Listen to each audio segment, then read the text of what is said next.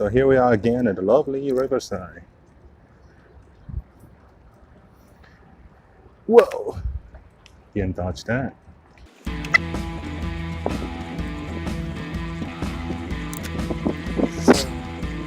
So Taiwan is an island. Therefore, there's a lot of rivers, oceans, mountains, things like that.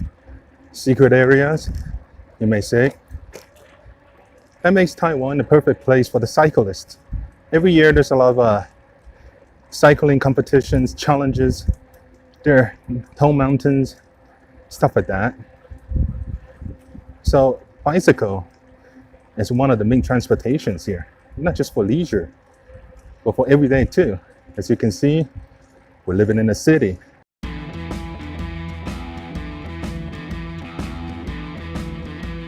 So bicycle, it's a very convenient transportation here in Taipei or many other cities because it's just quick. It's not because people can't afford a motorcycle or a car. It's really because it's convenient. As I mentioned in the U-bike video that I did the other day, that U-bike are all over the city. And there's a reason for that. And that is that the convenience. So, you know, I like bicycle too.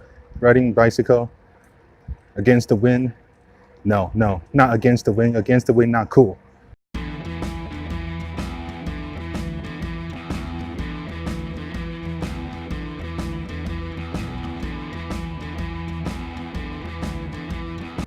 But riding a bicycle, I enjoy that breeze.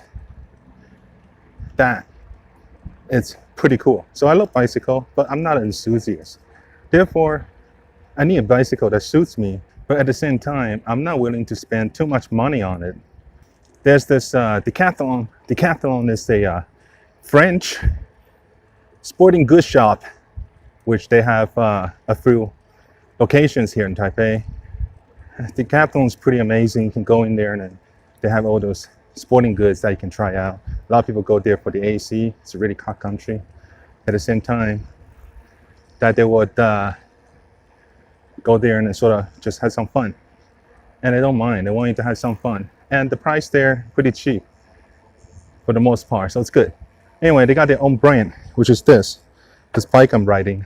It's called the Between. What's the model? RockRider 520.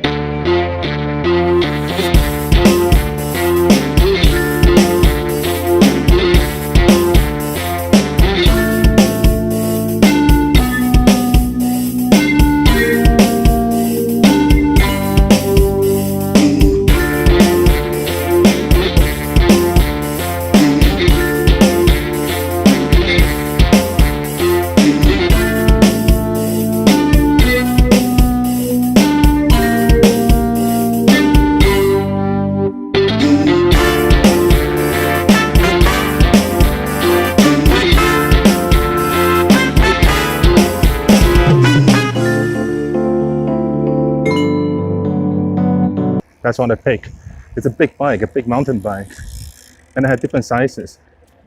Oh, look at that. These guys are doing kites. Cool. Anyway.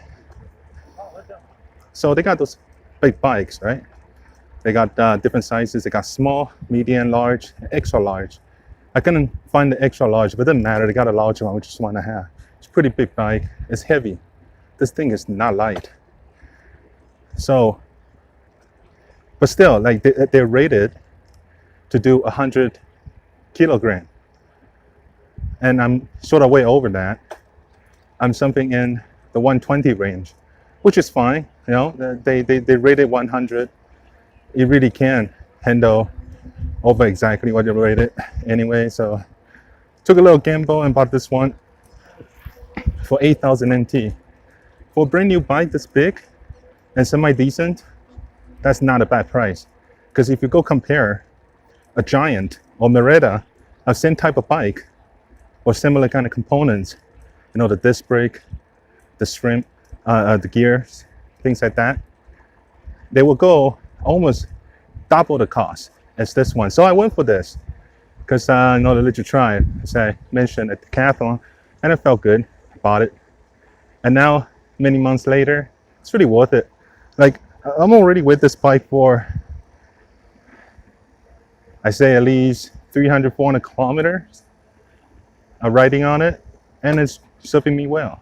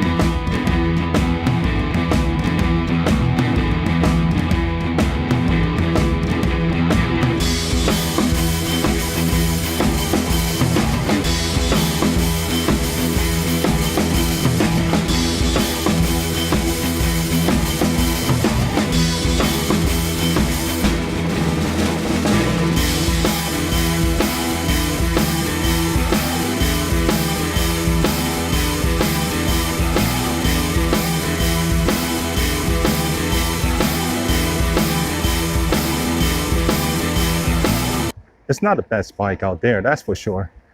The gear changing is a little funny.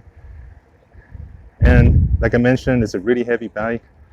But I'm a really big guy, so yeah, it suits me well. And it needs to be this heavy, to be durable. So then I'm going on these cycling trips with my co-workers. And for the most part, I was able to complete most of them, except for the ones that you actually have to climb the mountain roads. Sometimes I just had to give up.